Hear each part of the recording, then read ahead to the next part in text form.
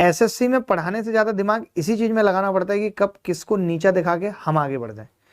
मान लेते हैं कि किसी ने गलती की तो ठीक है, आपने उसके बारे में बोल दिया, लेकिन किसी के पीछे हाथ धो के पड़ जाना। अब आपने देखा कि पिछली बार रैंक 1 में जो भी मिस्टेक हुई, ठीक है, हमने भी वीडियो बनाया और बताया कि ऐसा गलती आगे से मत करना, और इस बार आप देख रहे हैं कि लोग नहीं कर रहे गलती, या कर रहे हैं तो बाहर नहीं आ रही है, ठीक है, एक बार बता दिया। अब हमारी जिम्मेदारी नहीं है भाई, जो लगातार गलत करेगा तो ऊपर वाला बैठा है, सरकारें बैठी हैं, अपने आप एक दिन फंसेगा। ऐसा तो है नहीं कि ऊपर वाले के यहाँ न्याय नहीं है। लेकिन कोई शिक्षक अगर नया है, जैसे मैं आदित्य रंजन के बारे में भी बात कर लेता हूं कि वो नए हैं भाई, अच्छा कर रहे हैं, अब सबके अपने अपने तरीके हैं। कुछ मैं मानता हूं कि उन्होंने भी गलत चीजें की होंगी, कुछ सबको आगे जाने की हक है, सब ऊपर जाना चाहते हैं, लेकिन हम ये कोशिश करें कि सामने वाला ऊपर बढ़ ही नहीं पाएगा, हम उसको नीचे दबा देंगे, ये संभव नहीं है। हर आदमी अपनी अपनी किस्मत लेकर आया है और अपनी अपनी किस्मत के हिसाब से आगे बढ़ेगा। किसी को आगे बढ़ते हुए देखने में हमें आपत्ति नहीं होनी चाहिए, ठीक है। कुछ चीजें हो सकता है उन्होंने गलत करी हो, मैं मानता हूं कि चलो गलत की हैं, नहीं है उतनी समझ, नहीं कर दी गलत, अब लोगों ने बताया तो सुधार करेंगे, नहीं करेंगे गलत। लेकिन हम किसी को सिर्फ नीचा इसीलिए दिखाएं कि नहीं हम तुम्हें आगे नहीं बढ़ने देना चाहते, हम तुम्हें नंबर 1 नहीं बनने देना चाहते। अब अगर हम बात करें तो कौन सा ऐसा टीचर ही धुला हुआ है कि जिसने एजुकेशन को कंप्लीटली बिजनेस नहीं बना दिया? बताओ ना, पहले आदमी अपने गिरेबान में तो झांक के देखे।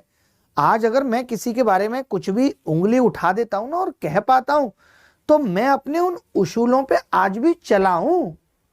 मैं पैसे के लिए गिरा नहीं, मैंने अपना जमीर नहीं बेचा, मैंने हमेशा सुकून की नींद ली, मैंने जीवन को उलझाया नहीं, मैंने अगर पैसा कमाया तो गलत रास्ते नहीं अपनाए, तो मैं उंगली उठाने का हक रखता हूं।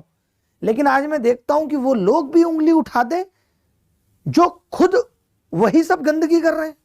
कमाल की बात है, मैं किसी पर्टिकुलर एक आदमी के लिए नहीं कह रहा।